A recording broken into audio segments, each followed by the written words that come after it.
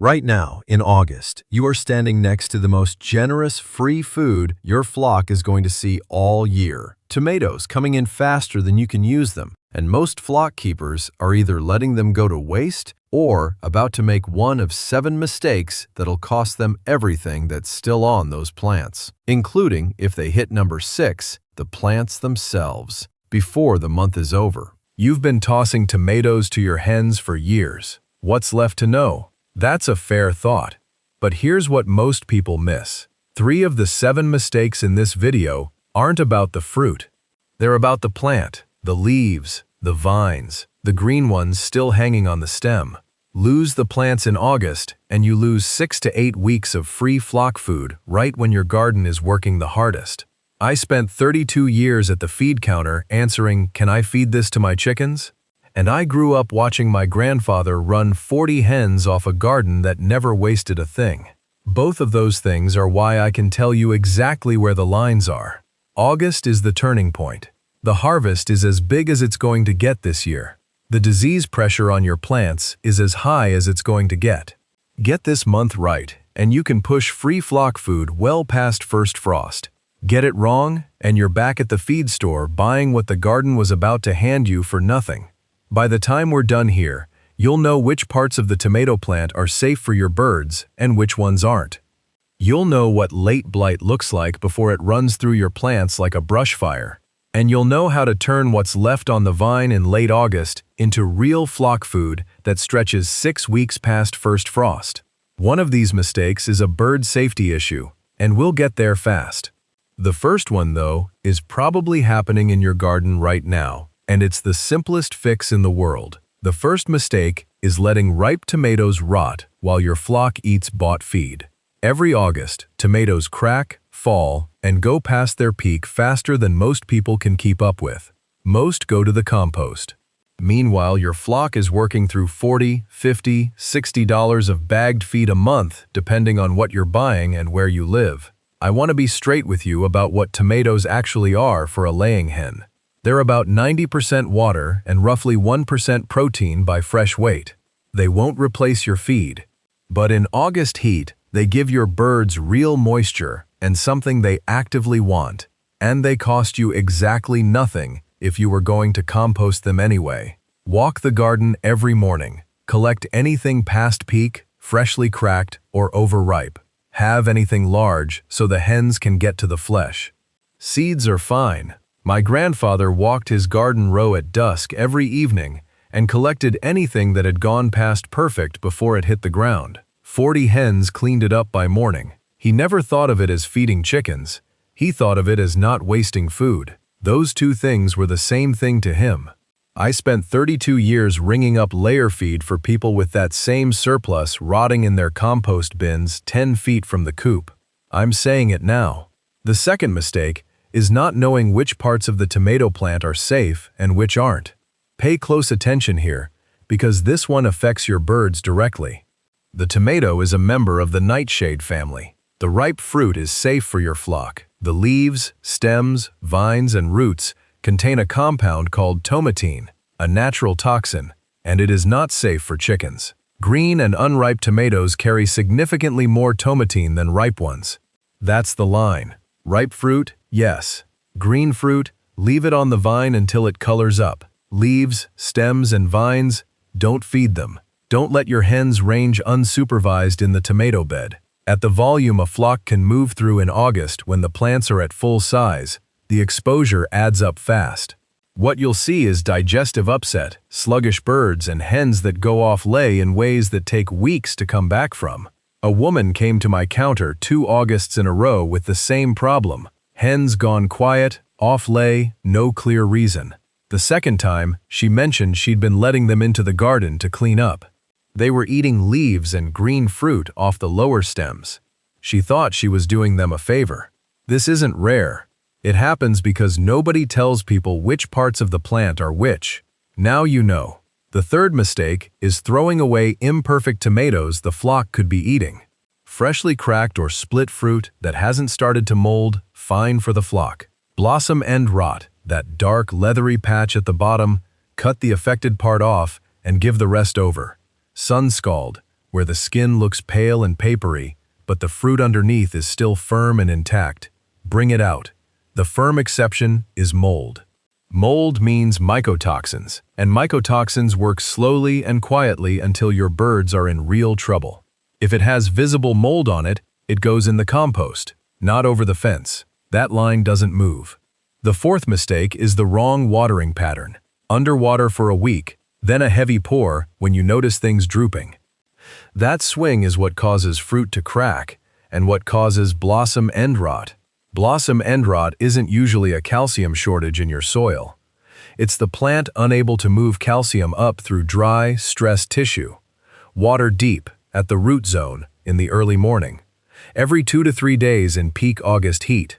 Get mulched down if you haven't. Those first 4 mistakes are all about protecting what you've got on the vine right now. The next 3 are the ones that cost you what you were going to have. And one of them can move through your entire planting in less than a week and leave you with nothing left to harvest come September.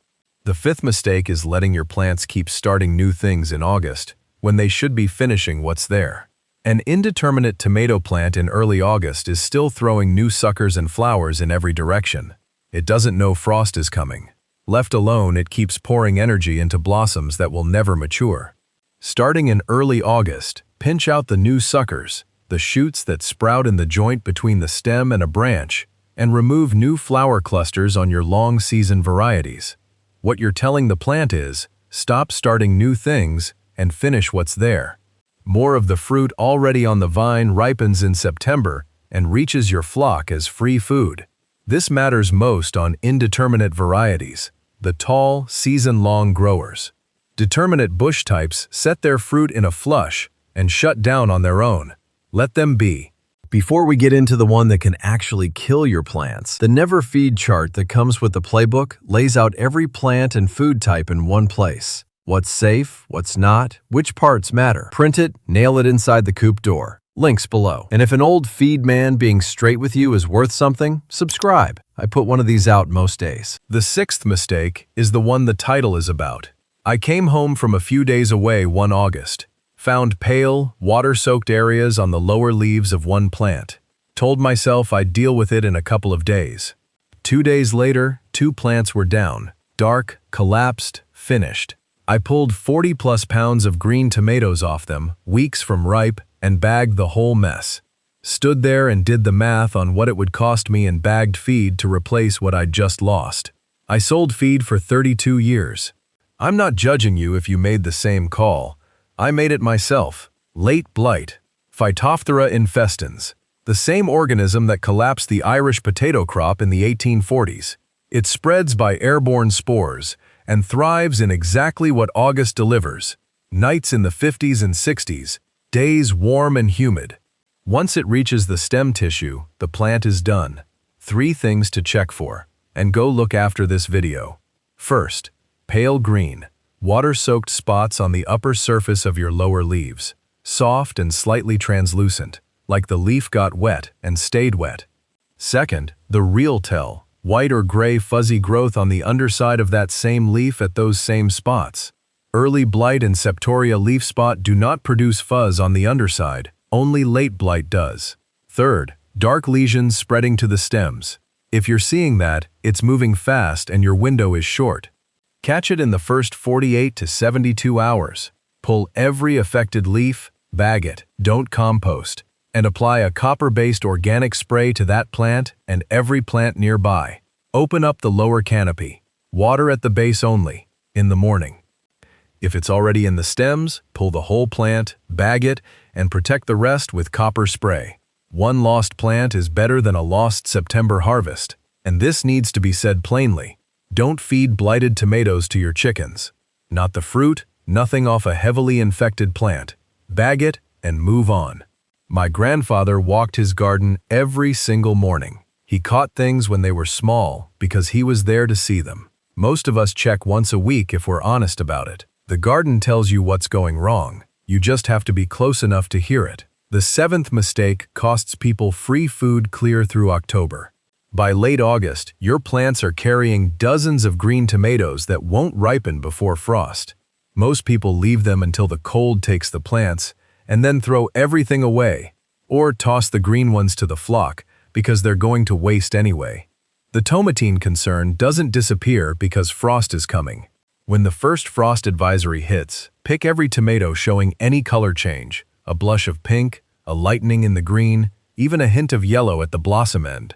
Lay them single layer, stem side down, at room temperature. Not the refrigerator. Cold stops the ripening process entirely. Check them every few days. Most are ready in 2 to 4 weeks. 3 or 4 plants can give you 15 to 25 pounds of ripe tomatoes between the frost advisory and mid-October. That's 4 to 6 more weeks of free flock supplement during the exact window most keepers are ramping purchased feed back up for winter. Hard green tomatoes that never move toward color usually won't ripen off the vine. Pick the ones that were close. Compost the rest. 7 mistakes. What they all point to is the same thing. The tomato garden and the chicken yard are one system. Somewhere along the way, we split them into 2 separate projects, and somebody was glad we did. A bag of feed got sold every month instead. Getting those 2 things working together again isn't complicated. It just takes knowing which parts are safe and paying attention in August when everything happens at once. Here's what to do this week. In order. 1. Walk your tomato plants today, not this weekend, today, and check the undersides of your lower leaves. Pale spots on top, white fuzz on the bottom. If you see it, act now. Pull the affected leaves, bag them, and get copper spray on that plant and everything next to it. 5 minutes. It might save your entire September. 2. While you're out there, collect everything ripe or past peak. Check each one for mold. Anything moldy goes in the compost. Everything else, halve the large ones and bring them out. 5 more minutes. $0. 3. Pull your hens back from unsupervised access to the tomato bed. Range them nearby if you like. Don't let them browse the foliage. 4. If your watering isn't consistent, deep, at the root zone, every 2 to 3 days in the morning, make that change this week. You don't have to do all 4 of those this afternoon. But start with the blight check. That one cannot wait. Cut that feed bill as hard as you like. Use every single thing in this video. But keep your layers at roughly 16 to 18% protein in their overall diet, and keep oyster shell or back-fed crushed eggshell out free choice all the time. Tomatoes are 90% water. They are a real supplement in August, and I mean that. But they will not keep a laying hen in condition on their own. The moment you let protein or calcium slip, the eggs go thin-shelled, then soft-shelled, then they stop coming altogether. And at that point, you haven't saved anything. You've just made the problem more expensive. I watched people carry bags across my counter for 32 years while tomatoes rotted in their compost bins 10 feet from the coop. I never said a word. It wasn't my place, and it wasn't bad for business. That's the honest version of what keeps that bag selling. Not a conspiracy, just a quiet arrangement where nobody reminds you the old way worked, because nobody can make money off the old way. The food is already there. It was there last August, and the August before that.